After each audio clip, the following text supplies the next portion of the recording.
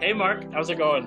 I'm very well, sir. How are you doing? Oh, I am doing great. So for Good. like years and years, ever since you spoke at Youthquake at Briarcrest, Oh, yeah. a I ton of remember years that was ago. cold. That Yeah, was the coldest I've very, ever been in my life. very cold. You have no idea. Mm, When that was the first time I saw you, and I remember sitting there as someone in high school, and you just like immediately grabbed my attention. I was like, wow, I don't think I've mm. ever heard someone preach like this before, especially in Canada, because we're Canadians, so we don't really preach really angry or anything. Sure, sure. And ever since then, I've been listening to you, and you've been a huge influence on me. So this is like an honor Awesome. to have you on here. Oh, well, thank you for saying that. I appreciate it. Hopefully I wasn't too angry. No, no, no, it was good. It was a good kind of anger. So for those of you who don't know who you are, can you just give us a little intro to who you are, what you do?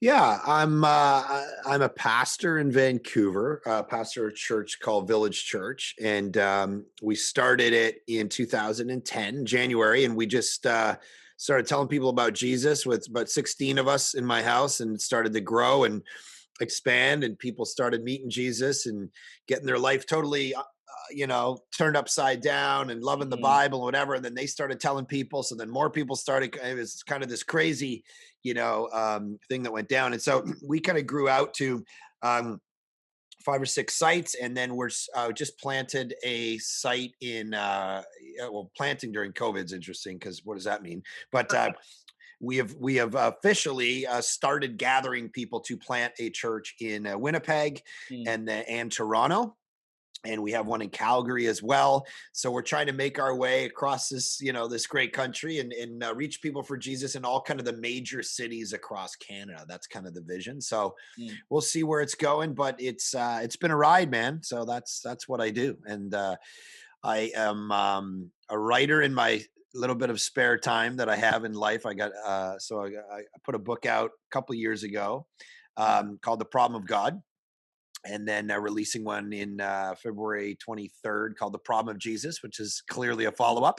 And I got 3 daughters and a wife, and yeah, so live in Vancouver. So Yeah, no, that's awesome. yeah. Yeah, and uh, yeah, I can't imagine planting a church right now. I a little bit of hope for you is my roommate's been watching Village during this whole lockdown thing. He was in between Mm. figuring out stuff, and he's excited because he got a new job in Winnipeg, and he's like, "Oh, I can't wait."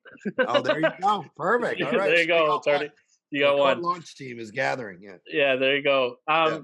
So I know for me personally, you came in at like just the time to kind of shake me and wake me up to Jesus. And I was kind of like in a sale. I grew up in church.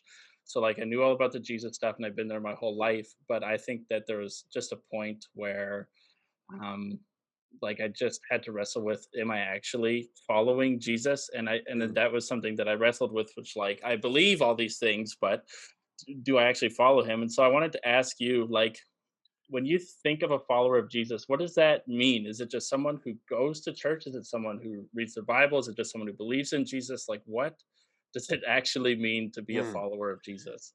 Yeah, I mean, it'd probably be a long list that would take a longer podcast, but there's some stuff around certain ways of thinking. So obviously Jesus had a theology. He Hmm. he believed things a certain things about God. Um, for instance, he was a monotheist, so he believed God is one God, and he'd worship him, and but then he believed things about the kingdom. He believed he was bringing the kingdom of God. He believed salvation only came through him. He had these theological things about him, and so on the one hand, I think it's important, if you're calling yourself a follower of Jesus, that you believe the things Jesus believed. That's probably Yeah. important. And so now what's happened sometimes is you get these camps that, like, they're only about that, right? Mm. So it's only about make sure you have good theology. That's all that matters.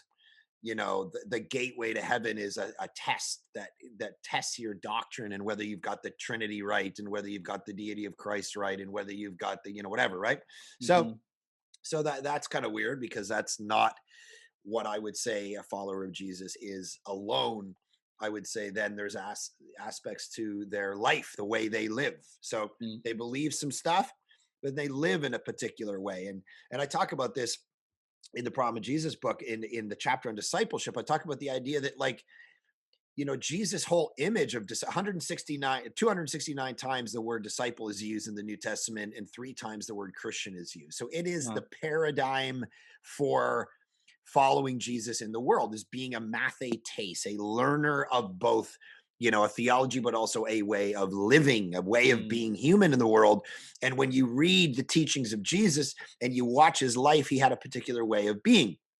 And so, uh, is it good enough for someone to say, I have a different doctrine on the deity of Christ than my neighbor, but I still watch Netflix the same amount. I still spend my money the same amount. I mm, still do the same thing with my sex life. That's not the picture of Christianity the New Testament gives. It's a holistic life where all of these things are alternative to the empires that we exist within. mm, And so a follower of Jesus believes some stuff, but they live their life in a particular way. First John talks about the idea that you would walk like Jesus. And so the problem though is then there's people over on the other camp that they're only about that. yeah.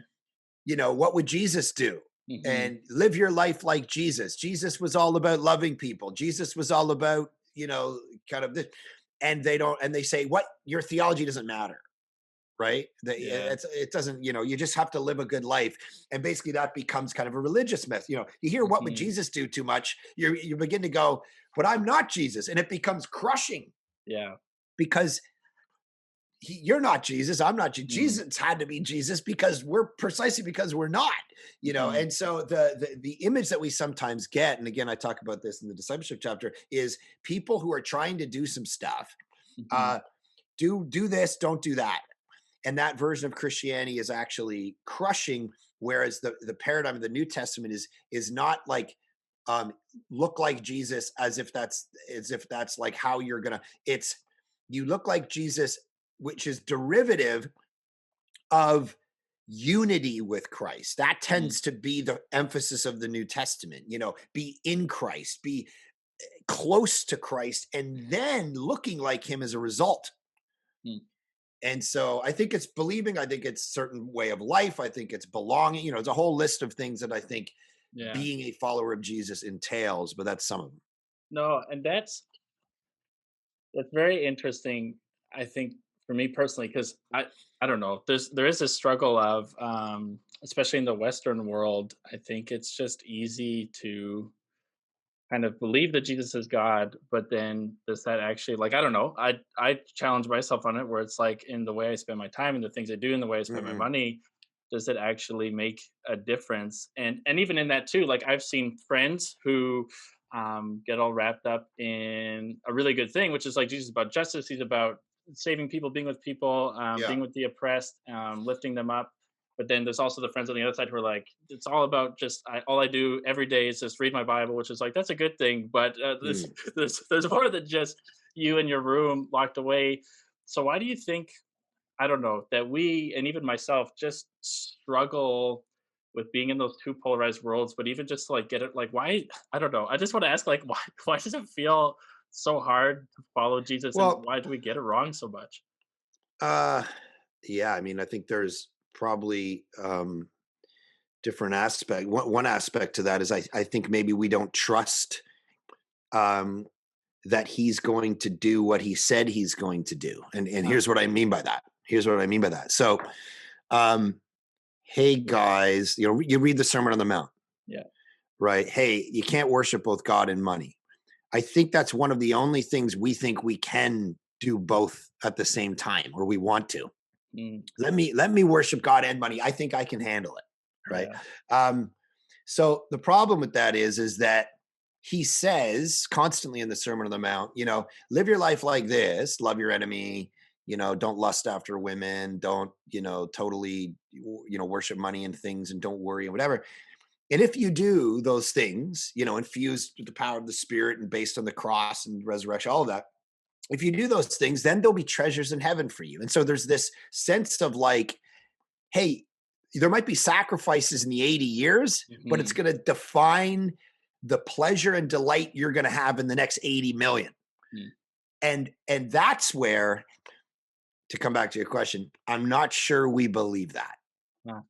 That's why see, if we really believed it, who would like what does it matter? It's like 80 years, who cares? Like I'll Mhm. live in abject poverty and sell everything I own and go run around or whatever. Because I know there's all these like rewards for a life like that. Mhm. And it's going to make my 80 billion like the pleasure and the delight of the Lord and the new creation. It's going to be crazy. So yeah, whatever. This little blip, what does it matter? But and that gap of actually trusting that that's going to happen, Yeah. I think makes us hold on, to the things of the world and not really take the leap. Yeah, and that makes me uncomfortable because it's like you say you believe in this, but the way you live, it's as if you don't. And so I don't know who said it. There's someone who's coined it. I'm sure it wasn't even them. Where it's like you're almost like a Christian atheist, where you like believe Right. in Jesus, but you live as if like you didn't believe any of it. And I think for me, and this is a challenge for me, and this is something that I think that I've seen you're really good at, and is challenging for me, is this whole idea of like evangelism, especially in Canada, because I just feel so like if you actually believe that Jesus is like the Son of God, that he came, that he Mm, died, that he rose again, and that he's like offering new life to people, eternal life, and that to not have him is to not have eternal life. Like mm. that would, if you actually believe that, it's pretty serious. But I think even for myself, like it just feels so I do believe it, but then I get nervous about like if I really believe this message, of course I want to tell people, I want to share it with people. I want to tell them about Jesus and what he's Mhm, done. mhm. But you get, especially I think in our culture, but I think that it's so much worse everywhere else. So that's also kind of a silly thing to say. But I do think there's this like fear of like, well, does that really work? Like going to someone random, being like, "Hey, let me tell you about Jesus," or like my friends and family, like being super pushy, isn't that going to push them away? And I have this like inner thing where I just like don't want to, and it's just easier to stay in my house or in the church and do this thing. So do we have to evangelize the way I'm describing, or is there something better? Or how do we fight with that urge to just not, even though we might believe it, we just are too frightened of what that would mean if we started. I don't know Yeah, what you. well, yeah, I think that C.S. Lewis gave the analogy years ago where he said, you have divorced people and you have like people who've never been married before, right? Mm, And when you talk to those groups about marriage, uh, you talk differently. mm, So if I talk to the up and coming 22-year-old who's never been married and talk to them about marriage, they're ecstatic, they're excited, right? It's like, oh, budgets and sex and a life together, and yeah, oh, so exciting. But I talked to a 40-year-old who's been through a terrible divorce, and I talk about marriage, it's going to be much more reluctant, much more like, well, I've been through that. I don't really like it, whatever. mm, Well, when it comes to Christianity, the Canadian world is divorced. mm, They've been through Christianity. It's not yeah, pre-Christian, it's post-Christian. You mm, walk into a random village somewhere, they're the virgin waiting to get married when they hear about Jesus. Like, yeah, what? This is crazy. Like we've had all these false gods. We've had to sacrifice our children. I mean, think about mm, this, Aiden, the concept of all through history. You had you had to sacrifice your kids and your grain and your money and your body to the gods. And here uh, comes a message that says God sacrificed his kid for mm, you so that you don't have to sacrifice anything. There's no more temple. There's no more holy land. There's no more ethnic people. There's no more, this is all gone. mm, And now, there's no more pilgrimages because Jesus took the ultimate pilgrimage for you. All of this is this stuff that's worked you to the bone and kept you poor and kept you, unsure and shame, the shame culture mm, where people, when they bring shame on their families, take their own life. You know, all of this is gone mm, in Jesus. Like this is freeing, this is liberating, this is amazing. yeah, And then we come to Canada. It's like, yeah, we've been through that. We know the downsides. We know mm, that the church becomes hypocritical and leaders aren't perfect. And, all these reasons why, you know, every generation of 20-year-olds tends to question their faith and leave the church. Yeah. And it's almost a rite of passage. I don't want it to happen, Mm. but sometimes it does. And it's usually the same script. I talk to a 20-year-old now who might be deconverting from Christianity, and they think it's the first time anyone's ever done it. It's like, well, just go back to 2000 when everyone was reading, all these books and going through the exact same thing. And then you go Yeah. back to 91 and everyone was doing it because their families, punched this Left Behind series down their throat and they all thought it was Mhm. crazy and wanted to Yeah. leave the church. And then you go into 81 and you realize that, oh, the leaders are hypocritical. It's the same stuff. So I get it. It's not good, but at least there has to be a historical perspective. It's like I'm talking to my friends right now. I don't know if you're having these end time conversations because of COVID, Mhm. and they're like, Yeah. "Oh, the vaccines and the end times and the mark of the beast," and the globalists are trying to control us, all this kind of stuff. And you're like, you literally are taking the script from 20 years ago around millennium bug or whatever, and then 30 years before that, the late great planet Earth, Mhm. um, and then 40 years before that, and then in the 1500s, and then like just have some historical perspective on you're literally thinking the same thing every generation has thought before you. So just have some humility in it.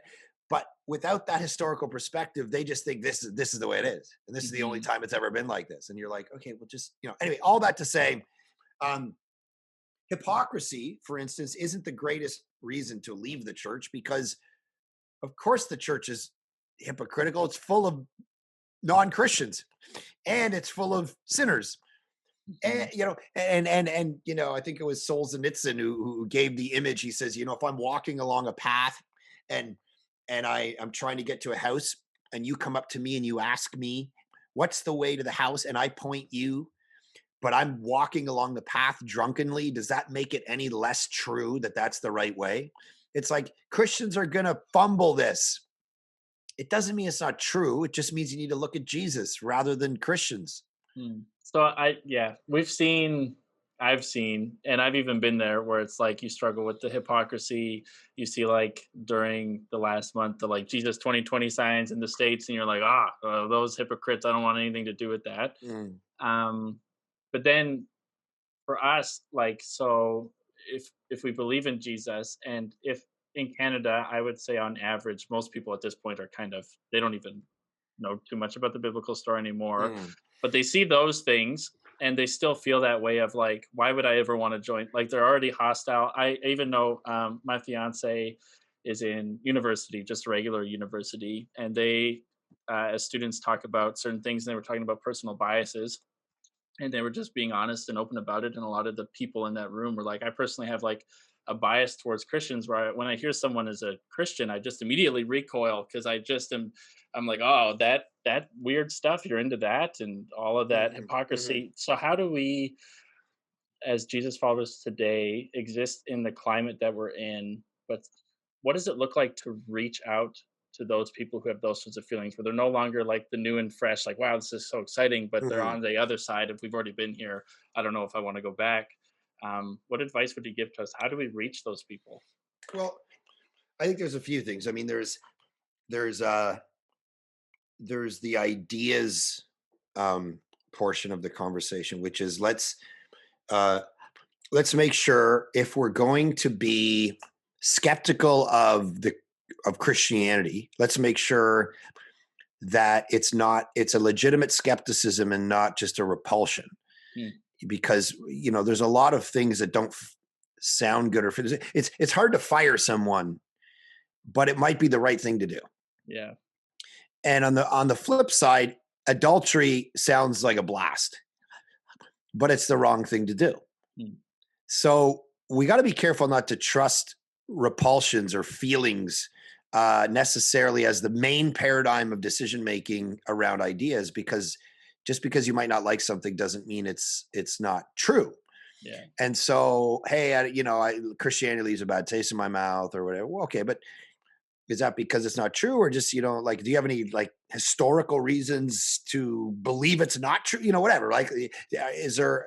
So So there's the ideas side of it where we have to be making sure that we're questioning the question. We need to make sure we're doubting the doubts. We need to make sure we go, what's the thing? And then what's the thing behind the thing? What's the real reason I may not be liking this or I'm rejecting this? And oftentimes what I find is it's not because, epistemologically, I just can't get to the place where, it's not that. It's not, it's, I don't know. I want to sleep around with who I want to sleep with. I want to do what I Mhm. want to do with my money. I want to, whatever. It's like, what's the thing behind the thing?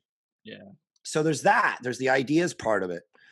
That at least we need to be able to sit down and have those conversations Mm. with people and make sure that for their good that they're engaging the best ideas and not hide behind, well, that's what they want to believe. Because it's if you're sitting around Thanksgiving dinner and your uncle thinks we never landed on the moon and the earth is flat, you're probably going to go, yeah, it's going to be less uh uh, uh it's going to be less awkward if I just let him believe that, Yeah.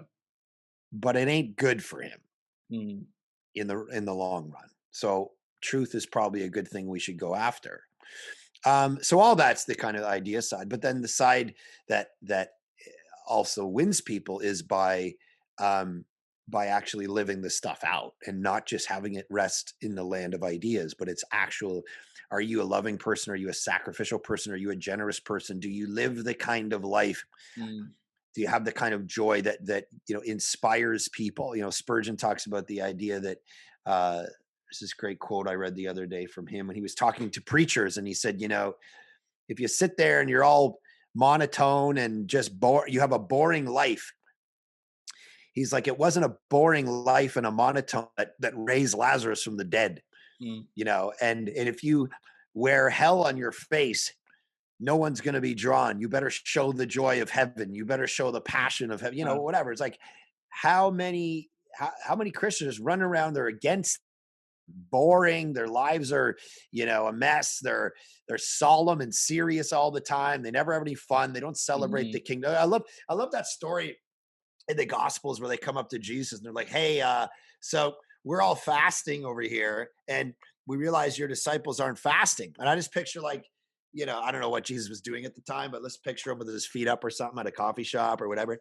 And he's like, yeah, my guys aren't going to fast right now. Like, this is celebration time. The bridegroom's here. They can fast later. Like, but there's no reason to fast right now. We're jacked. Things are Mm. going down. It's time to party. And he was always at these weddings, always celebrate. He brought joy and meaning and a way of being into the world, um, that is supposed to inspire. And I think that's a way that we can reach a post-Christian culture too, is we embody that in everything that we are, everything that we do. So it's ideas, but it's also the living out of the generosity and the sacrifice and are you a loving person in the real world, hands, feet, actual life, Mm. because that brings credibility. Like, okay, for instance, I just asked our global mission and local mission director to give me a number. And the number was this: I want to know, since 2014, so, 6 years, um, how much money the people who make up Village Church have given away. So, not even talking about operational budget. Okay. Mm. We're not talking about that. We're talking about over and above operational budget away to local or global mission projects to Yeah. people that will never benefit from. So she just emailed me back before we jumped on $3.6 million cash Mm. away to stuff around the world that doesn't benefit us one iota as a church. That, I think, carries weight with the present generation. Mm. Like, put your money where your mouth is. Show me that you actually follow the ways of Jesus by loving the poorest of the poor, those on the margins, those who need to be lifted up. Mm. Christianity suffers and dies when it gets into the places of power. We know that. It's why it always moves. Yeah. You go back to Tim Keller, I think, talks about this. He says, you look at almost any religion, and it's most popular still in the cultures it was birthed out of. Mm. Okay, so if you look at Islam, it's Mhm. mostly Middle Eastern. If you look at Hinduism, you have an Asian or an Indian. If you look at Buddhism, you see Thailand. And um, Christianity, you know, starts in Israel, Yep. moves to Rome, then it moves to Europe, Uh, then it moves from Europe to North America. And now it's moved from North America to Latin America. 3,000 people a day come to Jesus, and Africa and Asia, which is the fastest growing. crazy. Christianity is no longer some white dudes running around. Mm, That's not the face of Christianity in the 21st century. And why does it do that? Because when it gets in power, it dies. mm, So it moves. And I think what we're seeing in North America is it vied for power, it got in bed with power, mm. and it died. I think that challenges so much about the way I think some of us think of Christianity, um, that it is just this white Western religion, and also that there's more to outreaching to those than just running up to your uncle and being like, "You got to give your life to Jesus right now." Like there is this way of like, but are you like just a jerk and a horrible person who's never cared? And like when he looks at your life, it's like, what are you doing? Right. What are you talking about? Right. So then for those of us who are stuck there, because I think for some of us, like it's so easy to be stuck there and then to feel overwhelmed where it's like, I want to follow Jesus. I want to do these things. I want to be passionate. I want to reach people. I want to live a Mm, life that people look at and go, yeah, I want to be a part of that. mm, This the last question for you, like where should we start if we're in this rut, if it feels like we're just stuck, if we're almost acting like Christian atheists, if we know when people look at our lives it's just a mess and there's nothing really to look forward to or to look at and be like, yeah, I want to be like that. Where should we start? Because we can hear all these things and it feels overwhelming, and yeah. sometimes we'll just do nothing because. But if you had like advice on something so broad, where do you think that we could start for ourselves? Yeah. I mean, I think part of it is uh, we have to experience God, I think. Mm, We have to seek after experiencing him in a particular way. I think it was Charles Wesley or John Wesley, one of the two. There's something called a Wesleyan quadrilateral. I don't know if you've yeah, ever heard of that yeah. before, where you kind of like deduce things about reality by these four, things: reason Mm, and tradition and scripture. And the fourth one is experience. mm, And I think I said this to my church a couple of weeks ago. I said, you want to know, like, I got three daughters now. I got a 14-year-old, a 12-year-old, and a 10-year-old. And so I want them to be Christians when they're 40, you mm, know? So how am I going to do that? And I said to my church, it ain't going to be because, of fog machines and cool leaders and whatever, skinny jeans or non-skinny, whatever, wherever it's going back now to the 90s. So yeah. it's not going to be because of that. It's going to be because they have an experience of God. They encounter God Mm, in a powerful way that transforms them that they'll never forget. And and so it almost is like, are we digging deep enough into the churches that are growing all over the world are churches that are small c or large c charismatic. yeah. And there's a reason for that. Sometimes their theology is not always spot on, but they experience God. Mm, And I think we live in an age. There was a book written a few years ago from a few business guys in Harvard called The Experience Economy. And the whole concept was we've moved from like an agrarian economy to a goods and services economy. We've gone through these stages where I'll give you a horse and you give me some corn or what. That's probably a bad trade on my end, but or your end, but whatever, whatever.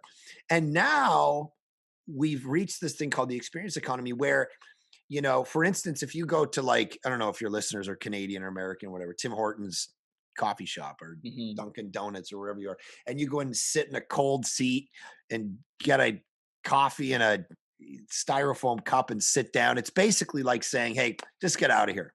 Yeah. right? Like, I just drink my coffee. It's a goods and services exchange. Mhm. But you go to a Starbucks, they have a fire and a comfy chair and books, makes you feel like you're Tolkien sitting there changing the world, whatever. That's an experience economy. That's like, Mhm.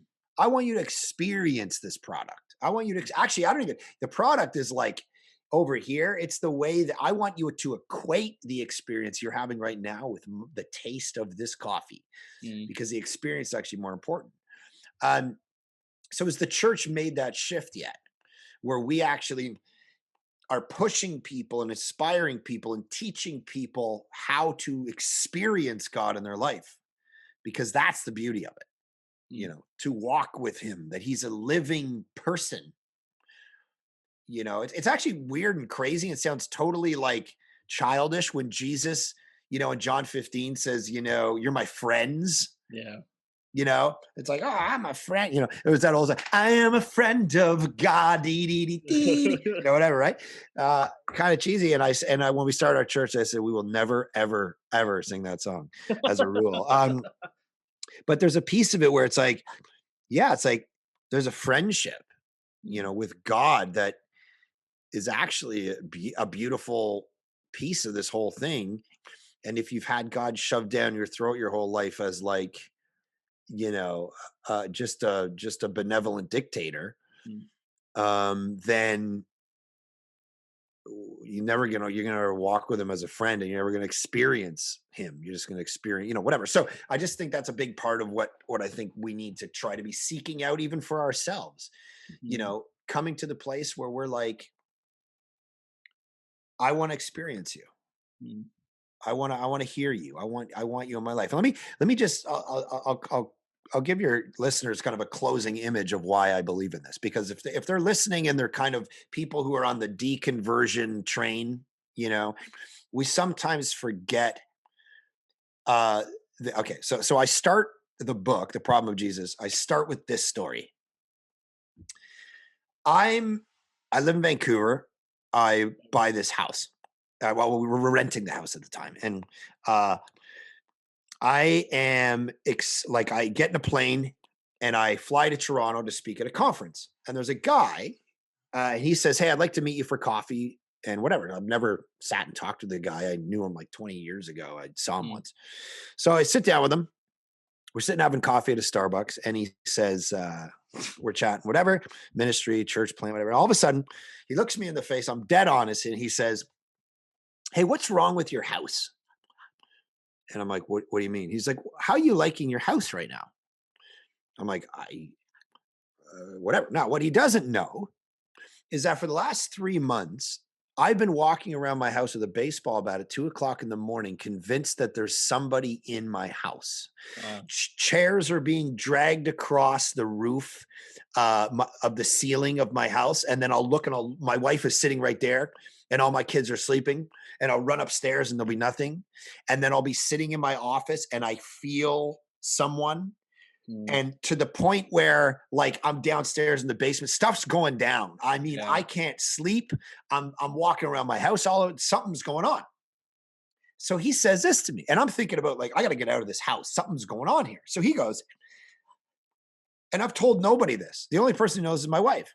Her and I. So he goes, um, uh, uh, yeah, something's going on in the house. And then he starts to sneeze. He starts to, and he starts to do this weird noise. I'm like, "What are you doing?" And he's like, "I'm having a physical reaction to your house." What? I'm like, "What do you mean?" So he goes and gets a piece of paper, and he starts to draw, like this guy blueprinted my house himself. He draws what he sees my house being in his mind. He draws my office. He says, "This is where your office is?" Yeah. He says, "There's a closet between your bedroom and your office." Yeah. He goes, "That's where they are." I said, "What?" He said, "Spirits. They're Oh, violent, they're sexual, and they were invited there." no. What? What are you talking about? How does this guy Oh, know goodness. anything? So I'm like, dude, what are you? So of course I don't call my wife because I'm in Yeah. Toronto, right? Hey, honey, by the way, there's some We got some island guests in the spirits running house. It's around. great.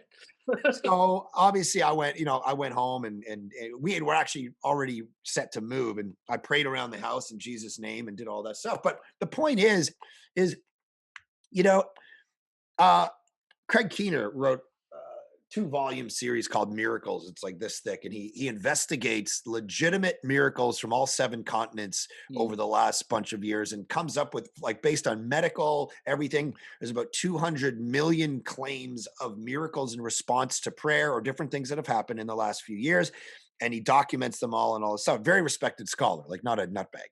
So here's the thing about that, though, Aiden. Like, naturalism as a worldview, if there is no God, if there's nothing behind the veil, if only one of those cases is true, mm, naturalism falls apart. It only takes one thing to not pay attention to the laws and mechanics of the universe to break open the concept that there is something else going on in the world than just what we can see, taste, feel, touch. And take that now, forget the 200 million that's just right now, take the last 2000 years, all the claims mm, of things that have gone on. I'm telling you, there's a supernatural reality that's calling out, and I think our generation understands that. Oh, our generation, I talk like I'm young, like I'm 40 now. I'm like, my your generation, I think there's a piece of you understanding that. It's just now you got to chase it down through the person and the work of Jesus, and invite him into your life to actually experience this. And it'll mm. take you places you've never dreamed of in your life. Man, I was 20 years ago, I was a kid with a chain wallet, so no one would steal my $5 and Very skateboard. cool. Yeah, size 45 khakis down to my knees.